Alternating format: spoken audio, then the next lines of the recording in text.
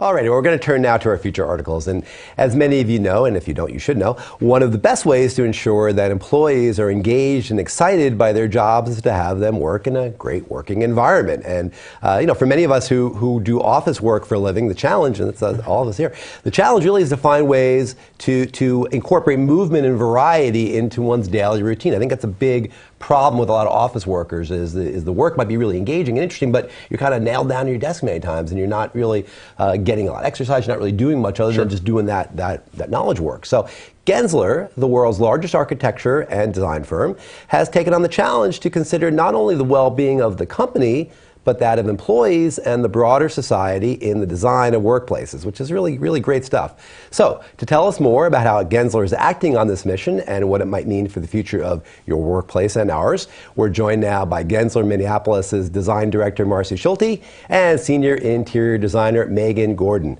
Marcy and Megan, welcome to the show. Hi, thanks for having us. Thank you for joining us again, and it's a pleasure. We want to kind of jump right into it now. Your article, Reinventing the Workplace, which ran this week in Quality Digest Daily, talks about 5 elements for life that matters. So can you explain to us what those 5 elements are and where that concept originated?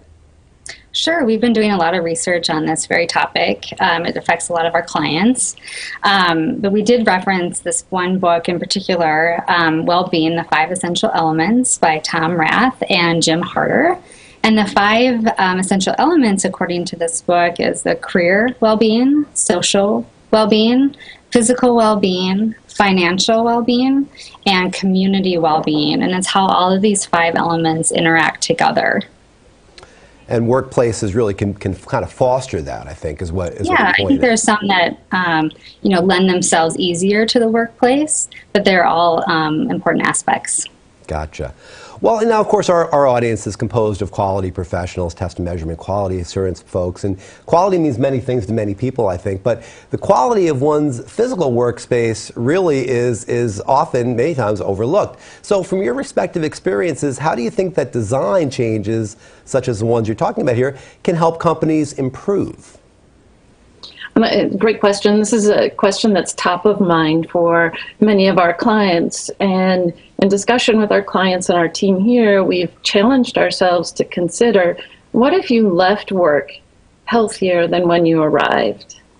What if, rather than feeling depleted at the end of the workday, you felt satisfied, you felt energized, you had a greater sense of well-being? And so that's charged our work and design thinking in this area. There are 3 key factors that have been shaping our research and our work. First is just the recognition that things are changing and the boundaries between work and life are changing. Now we're taking calls off hours, we're working more on weekends, and so that definition of work and non-work time has changed. We used to think that we got healthy after work. Work was work, and after work, we had life and we would exercise and get healthy. We can't think that any way anymore as work has become more sedentary. Secondly, a couple more quick points. Human capital is critical for companies. It's often their largest business expense. And as companies need to compete more and more for team members, talented team members, and baby boomers age out of the workforce, this becomes a bigger issue. What's the quality of my work environment, and how does it contribute to my overall well-being? Last piece is, it's not just the chair anymore. It's the car, it's the light, it's the window, it's the campus, the corporate campus. How do all those things work together to make a great environment, not only for the company, but for the community within which the company works? Can you give me an example of, from a design perspective, what you're actually doing that facilitates what you just mentioned? I think one of the pieces we've talked about, it's a combination of many things. Some of it is furniture, some of it is about incorporating walking paths throughout a building, and that's not only just in the workplace plan and the positioning of where amenities are versus where workspaces are. It might also be, how do you walk through the entire building? How are stairs designed to make a great design element, a great experience, and a place that encourages you to move rather than get on an elevator, for instance? there's a lot of evidence, and a lot of it's quoted in your article, thank you for that, about how promoting well-being in the office can yield happier and more productive employees. But how do you convince management, and how do you convince management with data? Are there measurables to this kind of improvement? I think so. There are a lot of research articles on this very topic, and there are more and more as this topic becomes more and more popular. But in our discussions with our clients, it's really about a two-factor element. It's about the physical space. So one, you have to build the space to promote well-being, but equally as important is that policy behind that wellness in the workplace needs to follow. So employees need to feel comfortable that it's okay to leave your desk for an hour to take do some work on a walk station or take a walking meeting with a colleague to figure out some work solution. But we really see it hand in hand, and you can't really do one without the other without losing that return on investment. Mm-hmm.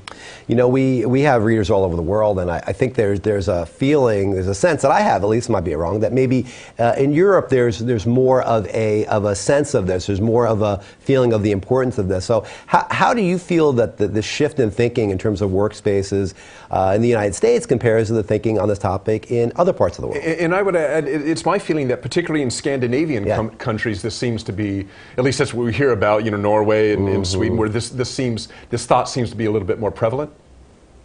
Yeah, there's a longer history, especially as you mentioned in European companies around, for instance, access to daylight was really considered as a right of a worker. So access to a window or to daylight or to view is just baked in, let's say, into our attitudes about workspace. In the United States, the tradition has been that we're focused more primarily on reducing insurance costs and healthcare costs. That's changing as work has become more sedentary, and I think it's close to 80% of jobs are becoming sedentary now. That epidemic of obesity is driving us to get mobile, to get exercise, to get that integrated into our day for overall health. It leads right into my final question for you, which is let's talk a little bit more about movement, because I know that there's been a lot of research. We've all read it about how sitting for long periods of time, 6 hours or more, can be so devastating to one's health. So many of us here at Quality Digest use a stand-up desk. I do myself for most of the day, and I know that I definitely feel a lot better, fresher, more creative when I stand and move and do all that. But how do you keep people productive if they're constantly moving? I mean, especially if maybe they're moving away from their work center. I mean, are there things like mobile work centers that can be developed in this case? Yeah, absolutely. I mean, I think when we talk about wellness in the workplace, we automatically think it has to be physical, which is a really, really important factor. But there are also other factors that can promote productivity in the workplace as well. For example, we just did a large project where the well-being and wellness in the workplace was a really, really major factor. And we provided things like quiet rooms where people can go away from their desk for an hour or however long they need to get away from the distractions of the phone, from coworkers, to just get some heads down work done to make them feel more productive in the day. So that also contributes to our well-being. But things like walk stations and the way a plan is designed so there's a larger walking path throughout departments really promotes well-being. Not every task is appropriate for a walking meeting or even walk station tasks, but it's all about choice for that individual. And it's a conscious choice, too, of what can I do to be more active in my day versus just automatically thinking I'm going to go to a conference room to have this meeting, or I'm going to sit at my desk and do this typing. Okay, well, Megan and Marcy, I appreciate both of you being on the show with her from Gensler. I mean, it is important. Quality of the quality of our workplace is just as important as the quality of our product. They are actually inextricably entwined. Yes. So thanks to both of you for being on our show today. And if you have more questions about maybe what Gensler is doing, if you go to the article below the player page, there is a link in the bio that will go out to Gensler, I believe. Gensler, is that right? Okay. Gensler's homepage, yes, sir. Okay, well, thanks for joining us. Thank you for having us. Thanks for having us. Have a great weekend. You too. Bye. Bye. Good stuff there. Yeah, you're right, Dirk. I think that we don't oftentimes think about it, but we should. We should really think about how the quality of where we work and how we feel about where we work contributes to productivity. Absolutely. And excellence. No doubt about it. Yep. Okay.